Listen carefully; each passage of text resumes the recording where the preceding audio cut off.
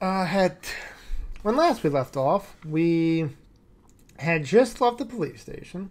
We were on our way to where my Keep said they were hiding the last artifact needed to summon Meridian, whatever the fuck the thing's name was. And we were on our way there. And then we were like, hey, we kind of need to go back to the shop because we were supposed to keep track of the items. The idea was to keep one item by us and one item separately. So in case it is a trap, they don't get all three.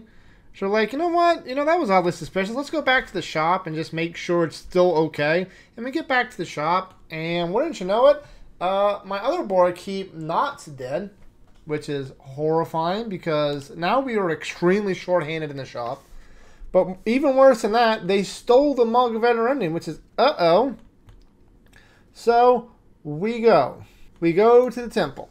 And wouldn't you know it, and that is, the temple is supposed to be where the ashes of the Never Ending are. And we go there, and it's been ransacked. There are a couple of almost dead bodies there.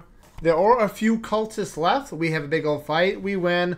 We talked to some of the survivors, and they're like, yeah, they dug up the holy ashes or whatever, and then they took it and they left. I'm like, oh no, this is terrible. We need to stop them. But more importantly, there was a figure in the corner. That was all tied up and bundled. I'm like, who the fuck is this? And I go up over there, and it's my barmaid, Maggie. So I won 10 gold because we had a little bet of whether or not she was actually part of the cult or not. And hey, they wouldn't tie her up and leave her for dead if she was part of the cult, right? So I got 10 gold there, fuck yeah.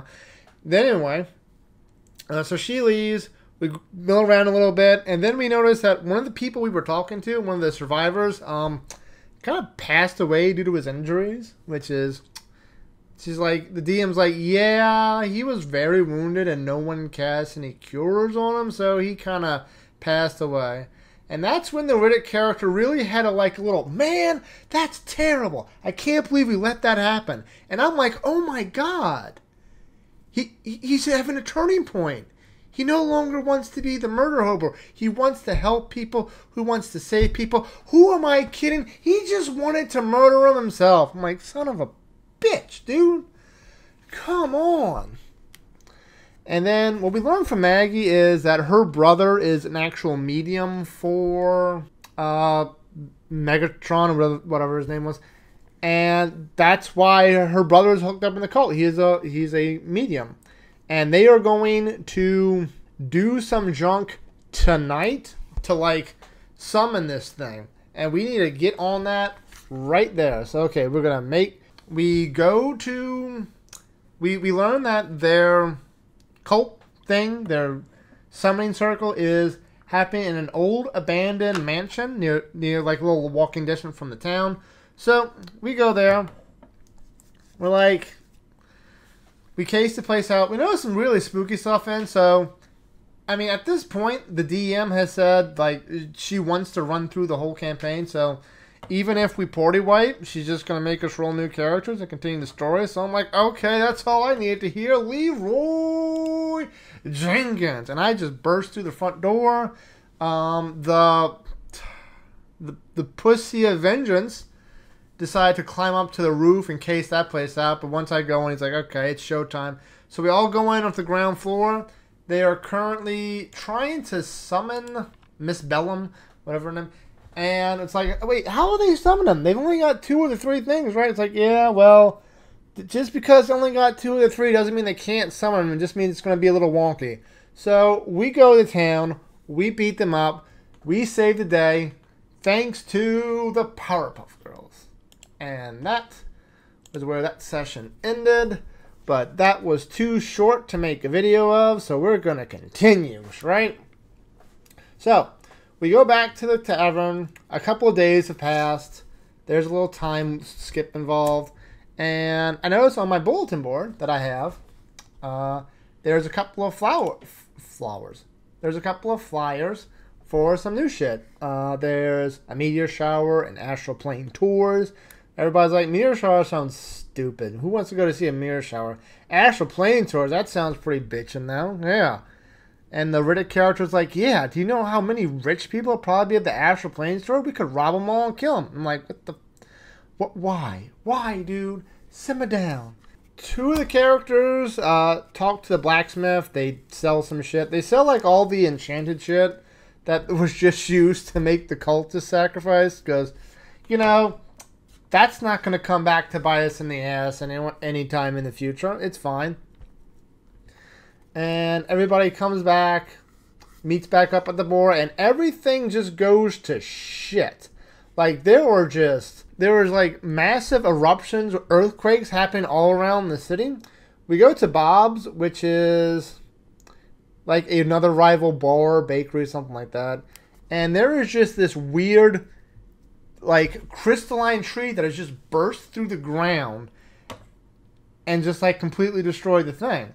It's like, holy crap. Everybody's like, holy crap, do you know what this means? And I'm like, yes. With him gone, I'm going to get a lot more business because of this. But anyway, the Reddit character tries to look through the records to find the cash register. And the dealer's just like, you know what, dude, roll for it. And he rolled really shitty. He rolled like a 7. And the DM's just like, yeah, you found the register, but it's completely empty. Sorry, better luck next time, idiot. As we're doing that, more and more shit is popping up out of the ground, including these monsters that kind of look like giant wads of spaghetti. They look kind of weird. My character's like, those things look like they'd probably be pretty tasty in a stew. Can I like eat some of those? But then the two brothers, the rogue and the pussy of vengeance, they are from space. They are very space traveled, and they know what this thing is. It's like some evil crap. I don't fucking know. All I know is this is bad. Shit's going down. We need to fucking leave. So we're like, fine. The DM has us roll for initiative because there's like 7 of these spaghetti monsters that just pop up out of the ground, and we have to get to the end of the docks, which is like 200 feet away. And this is when the DM realized just the amount of bullshittery that players can do when they put their mind to it. Because what I'm sure she wanted to happen was we had this epic chase sequence where we're fighting, we're running, we're evading, and we're trying to do like a fine retreat down to the docks. But what she failed to realize is that the tabaxi is a tabaxi. So he gets feline agility, which allows him to double his speed until the end of his turn.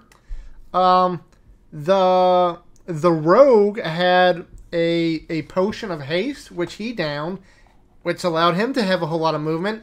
And me and the Riddick character both had the spell Expeditious Retreat. So what was undoubtedly intended to be this intense, dramatic combat, we're just like, one turn, we're gone.